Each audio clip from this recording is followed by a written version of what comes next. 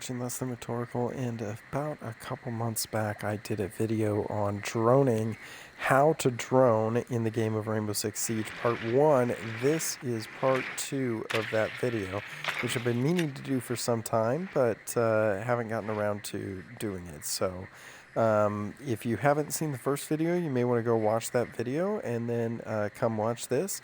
But in the first video, we talked all really about solo droning and some of the things that you would do just to get yourself in the building safely and use your drone late in the round and so forth.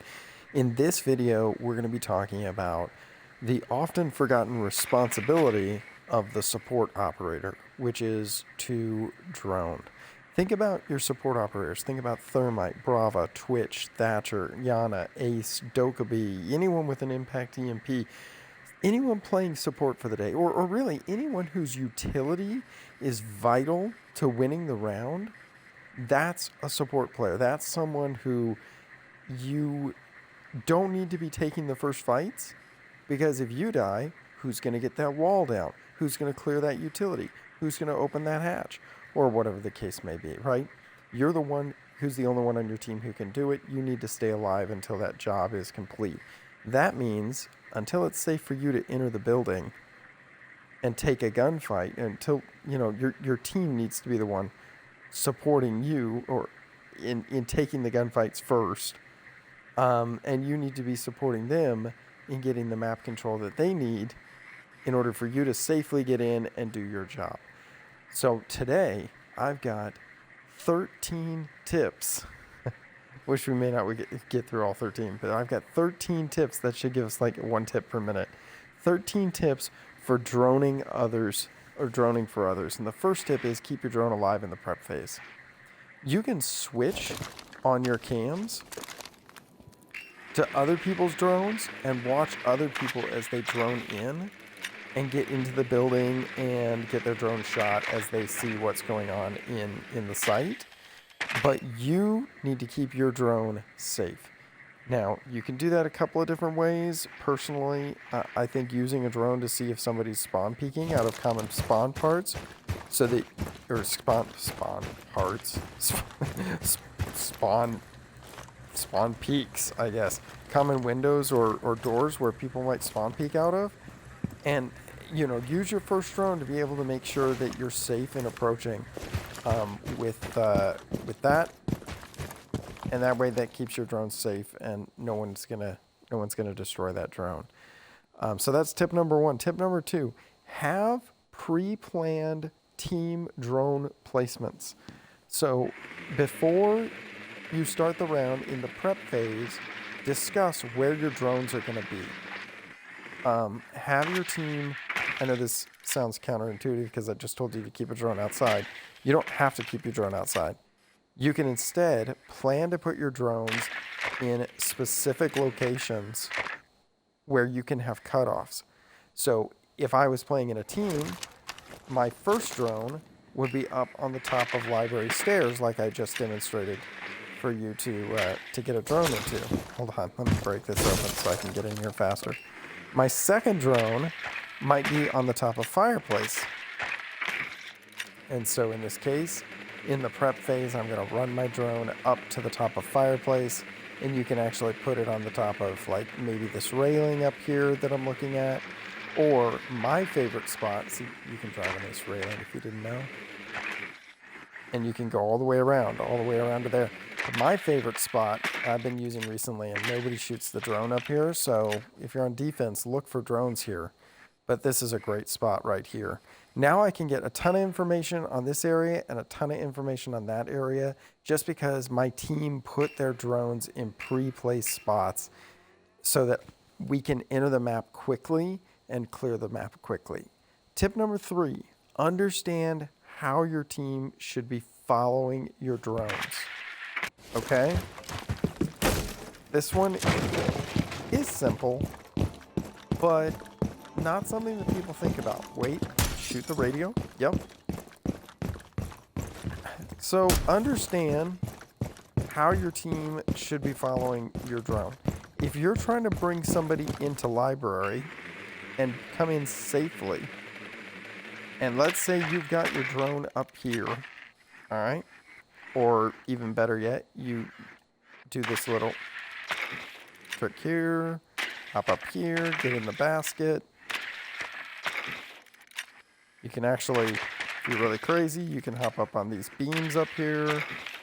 All right, so you get your drone up here, and you check the corners, and you check the room, and you're gonna drone in, all right? Your teammate then hops in this window right here, and is now behind your drone.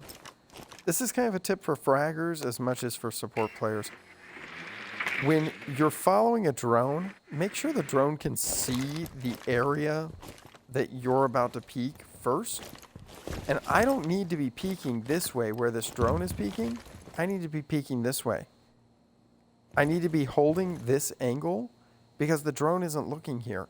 If someone starts pushing the drone, they'll call out, "Oh, so-and-so is in this in the library entrance." Okay, well, then I can look in here and I can start wall banging. But until then, I need to be just about this far from the drone and just about here. As the drone enters this room here, I just kind of track it, and I'm like, okay, I know the drone entered there. I haven't heard a call out. Nobody's in there. Okay, so I'm going to follow that drone.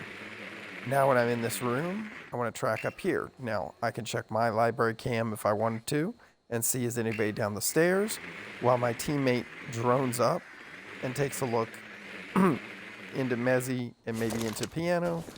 And now I know if nobody's on the stairs, now I have to hold this, I can start pushing into here when he says that's clear. All right, and then as he pushes in this far, I can see the drone push in.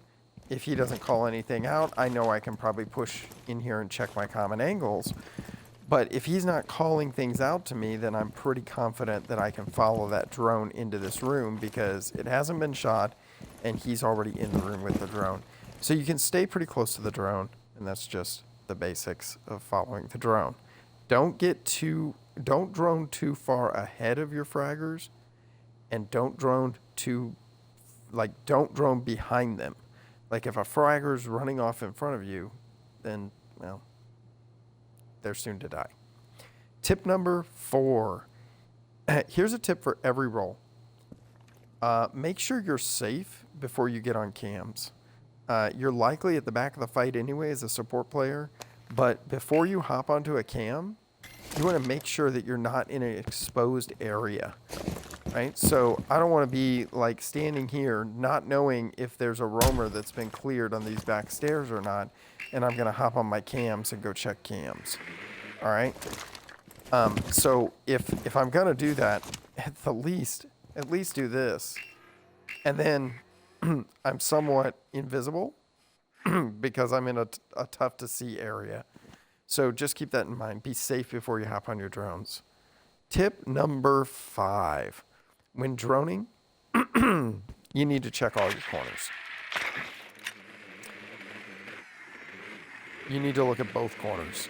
You need to look throughout the room. You need to check the rat spots, behind the desk, by the vase. You need to take a look around in the sandwich between the window. Check every corner and call it out. All right? If you don't, then your teammates are going to walk in. They're going to die to somebody in a corner, and they're going to blame you, and they'll be so mad. And it really is your fault. Tip number 6. If you see or hear a person, jump your drone to safety. Why can't I jump my drone? That's weird. That's the second time this happened in this video, actually. So if I see someone, I can jump my drone back over to safety. Like I can quickly get it out of the way. I can quickly get it back to safety. And then I can hop off my drone and engage the person that I saw. Or if you're support, jump your drone to safety, call it out for your teammates, and let them engage someone. But don't just hop off your drone after you've called something out, or don't just leave your drone in a dangerous position. Like, for example, if I'm droning up and my teammate says, "Hey, we're ready to open the wall," and I get off my drone and go open that wall, I've left my drone in a very vulnerable spot that if somebody walks down this hallway, they're going to easily see my drone and shoot it. And that drone is a free kill for you, so make sure not to leave your drone in a vulnerable spot. Tip number 7. Know what you need to drone and what you don't need to drone. You got to think about the mentality. I know I talked about clearing every corner, but you got to think about the mentality of where can I die from? I know I need to take a quick look and see, is anyone at this double door right here? If I'm going to go and get this wall right here. But I don't need to drone into here and into sight and get my drone shot, at least not until the wall is open. Then I need to drone sight to make sure that it's safe to execute. So know what you need to drone, what you don't need to drone. Know where you can die from, where you can't die from. If your teammates are in a certain area, you don't need to drone that area. You can just move. So tip number 8 is use roam clearers to simplify your droning, like Dokkaebi calls or Jackal to help you know where people are at. Dokkaebi can run a call, and you can use Monty and peek corners. Monty peeks one way, your drone peeks the other way. And just like that, you're clearing things out much faster. Tip number 9. Am I really doing 13? I don't think I'm doing 13. Tip number 9. Drone for utility, traps, beepers, cams, pre-placed C4s, location of coyote claws, all of that stuff. Make sure that you drone for all of that stuff. If I'm going to push in here, I want to know, is there a Melusi Banshee on the wall? Are there Kapkan traps on the door? Is there a thorn trap above it? Is there a beeper somewhere? And call it all out, because it's your responsibility as a droner to call out for your team exactly what they're walking into. If you call out, hey, there's a beeper on this door, all right, they may either peek to see if they can shoot that beeper, or they may end up going to their window and rotating to come in a different direction. Call everything out. And that really is tip number 10. Call out everything. It's so important as a droner to know your call outs. They really matter. I need to know he's back piano. He's behind the piano. I need to know he's office desk. He's half wall. He's behind half wall. Oh, he's playing the mute spot close by the wine bottles. Oh, he's playing the couches in office. Oh, he's bathroom. He's bathroom in the jacuzzi tub. Like, I need to know all those callouts. If you are bad with callouts, that's okay. I got you, boo. Check out my callouts videos that I've made on this channel. I'm going to continue to make more as time goes on. If there's a map you need callouts on, just post it in the comments here, and I'll make a video on it. So know your callouts. And finally, tip number 11. We're only going to get to 11. I might be able to give you a few tips, but we're only going to probably get to 11 here. Know when to drone and when not to drone. And this is different from what I meant before about what to drone and what not to drone. You need to know by the nature of the game, by your game sense, when it is time to drone and when it is not time to drone. Let's say that you opened a door in order to get into the map or a window, okay? It is 100% time to drone. You need to drone that to safely enter into the window, absolutely. But let's say that in the same scenario, you open this door and your teammate or two teammates are already standing in this area. Well, you know that it's safe because your teammates are there. So you don't need to drone this. So don't throw a drone in and start droning. Look at your teammate outlines. If you can see, I've got a teammate here, well then just hop in and go with your teammate. Know when to drone and when not to drone. If you're about to enter sight, you absolutely need to drone because you don't know what's in there. You don't know what their setup looks like. You don't know what their utility is. You don't know where their positions are. So if you're about to enter sight, you absolutely need to drone. But understand this, If you've got somebody in sight and they're calling for you to be in there and plant, you don't need to drone. If you're droning will break the momentum of your team. Or if you already have info, like let's say you've got tracers where people are shooting from this direction, and you're seeing the tracers or you're seeing the bullet holes as they hit here. You've got the info. You don't need to drone for that unless you're unsure where those bullet holes are coming from. You can peek it and pre-fire it and get the kill. So just know when you need to drone and when you don't need to drone. Don't start droning where it's going to make your team lose the momentum. I hope this helped you guys. I hope that those 11 tips, not 13, but 11 tips, will help you to play the game a little bit better. And you're, of course, going to get better with game sense over time. I'm tempted to do another video and show you guys different placements of drones. But feel free to put it in the comments if you want another video on like pre-placed drones and cutoff drones and where you can put them. But for right now, this is going to do for part 2. And hey, I'm eating things. You're watching Less Than Rhetorical. I am on the grind for 50 subscribers by the end of the year. So please help me out.